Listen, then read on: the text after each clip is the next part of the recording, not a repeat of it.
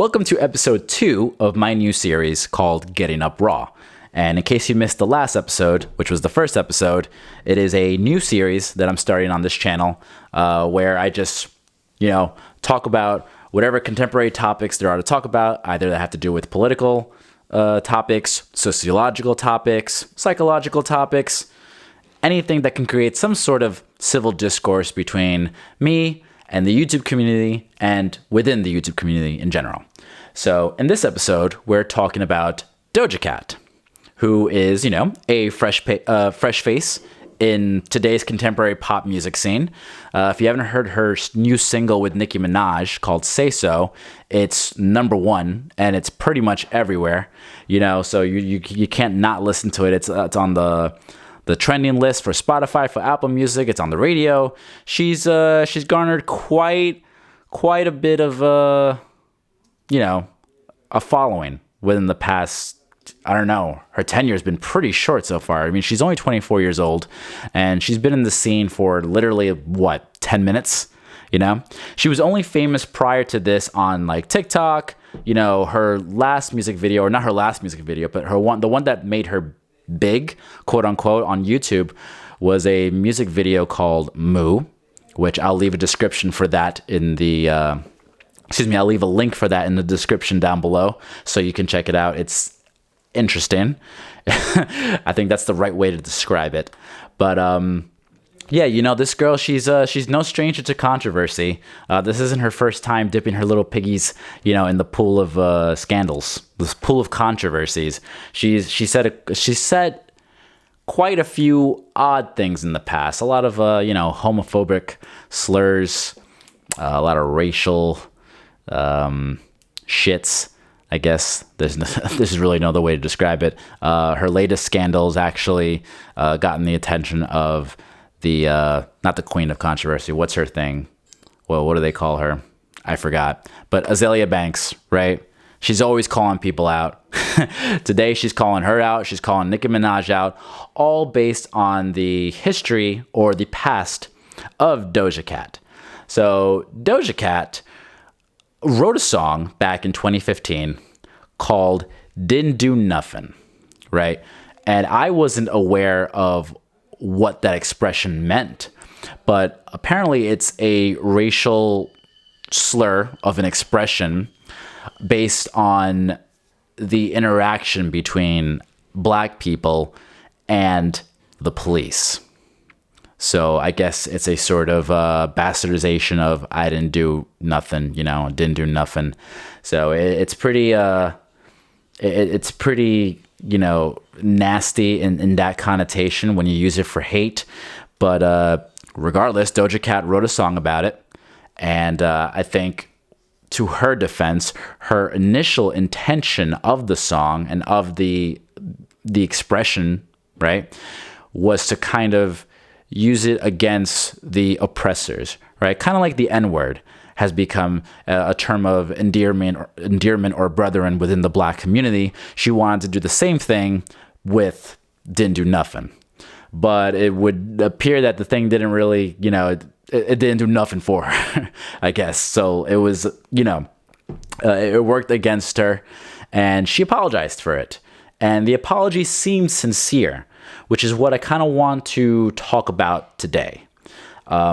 How quick are we as a society to cancel artists, to cancel public figures after, dirt on them leaks out or something from their past comes into the light? I feel like we're very quick to judge individuals based on their past rather than judge them on how they handle a certain situation, how apologetic they are, and how they are moving forward. So, and this doesn't apply to everybody, because I'm very much an advocate for canceling, but canceling when it's deemed appropriate, right? You have your Harvey Weinsteins, your Jeff Epsteins. That was his name, right? Anyway, you have these sick cookies, right? That have done nothing. They have nothing going for them, right? In terms of their track record, they've done nothing but bad shit their entire life. So the hate or the backlash that they get is kind of well deserving, right? Some would say. Excuse me. That's what this this whole raw segment is. You get me without any editing, without any color correcting. You get all my throat sounds. Allergies. I mentioned that in my last video. But anyway, so yeah, Doja Cat, you know, she's doing this thing. She apologized. Azealia Banks called Nicki Minaj out for working with Doja Cat on her new single, calling her a hypocrite, fake, you know, for always standing up for, you know, women's rights, being a proud black woman, and kind of going against that and working with someone who's had, you know, racial, I don't know, bad racial tendencies from the past. I don't even know how you describe it, because Doja Cat, for those who don't know, is actually half black.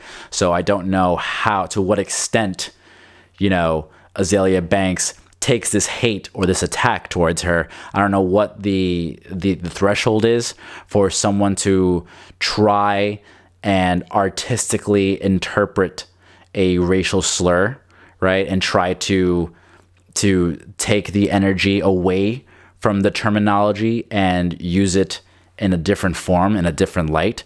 I don't know who's allowed to do that, in her eyes at least. And I'm curious, and I'm not attacking her. I'm actually very curious what makes that distinction for her. And I'm curious what makes a distinction for the public to go ahead and cancel an artist who, you know, like we said, Doja Cat is 24 years old. So 5 years ago, she was 19, right? She's probably 18 when she wrote the song.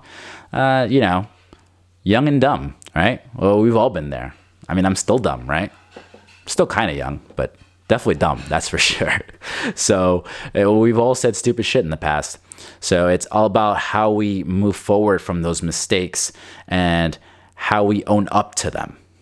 So, and you know, this isn't to say that Doja Cat is a saint, because she has said, you know, she's had her fair share of shit in the past, you know, that we've dug up from her closet, right? Like the whole homophobic slur. Like she would always, you know, her apology for using the F word for, you know, for gay people. She said, "Oh yeah, I've used that word 7,000 times or 10,000 times." I don't remember the tweet verbatim, but the apology wasn't very apologetic. It seemed very like dismissive. She's like, "Yeah, I said it. So what?" And it's like, oh, okay. So there wasn't a lot of sincerity with that apology. So I won't let her get away with that. She definitely has to own up to that in a much better light. But when it came to this particular instance, she did seem to own up to what she said. And she apologized to those she offended, and that it was not in her intention to offend anybody. She just wanted to artistically reinterpret the expression and sort of take it back for her community. And I guess it didn't work. It backfired. A lot of people are canceling her. So I'm curious what you guys think of the whole situation. And you know, this kind of plays in tune with what's going on overall in general with the whole sociological climate that we're in. You know, Joe Biden's interview with Charlemagne the God, and how what was the line? He says, you don't know. Oh, if you don't know if you're voting for Trump or me, then you ain't black. All right, so that's another thing. Does he deserve to be canceled? I personally, I don't think he does. He did apologize for that statement as well, and that statement seemed to be more facetious, right? As opposed to the whole Doja Cat situation, where that was like an artistic interpretation of something. This was more like a stupid joke that he admitted was just in poor taste. And I think that's important to also acknowledge that, yes, he apologized for it, and he wants to move forward from that and work to be a better person. And then we have to also, as the public, kind of be the judges in a way. You know, it's not good to judge, but we have to know like when an apology is sincere and when it's not sincere. All right, some people apologize because they got caught. All right, so they're sorry they got caught. They're not sorry for what they did or what they said. So that's also very important. But yes, I'm gonna go ahead and send it over to you guys. I want to find out what's the threshold, what's the cutoff, right, for people being canceled or not being canceled, right? Should people give Doja Cat another chance, right? I mean, what's trending on Twitter? Doja Cat is over. Cancel Doja Cat, right? These are things that are, you know, we're all human beings and we all make mistakes and we all have to own up to our shit. And it's that action in us in us moving forward and how we react to our past selves and how we work to become better people. I think that should determine whether or not the public sees us in a good eye, you know? So I don't think our past should really determine us that much.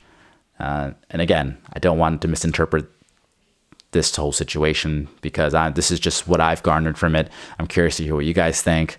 Let me know in the comments below. Please give this video a like, subscribe to my channel. Every Tuesday, I'm going to go release these Getting Up Raw segments. And on Thursdays, I'm going to release my, my regular videos that I edit, be that vlogs, microfilms, short films, whatever. So, yeah, thank you so much for watching.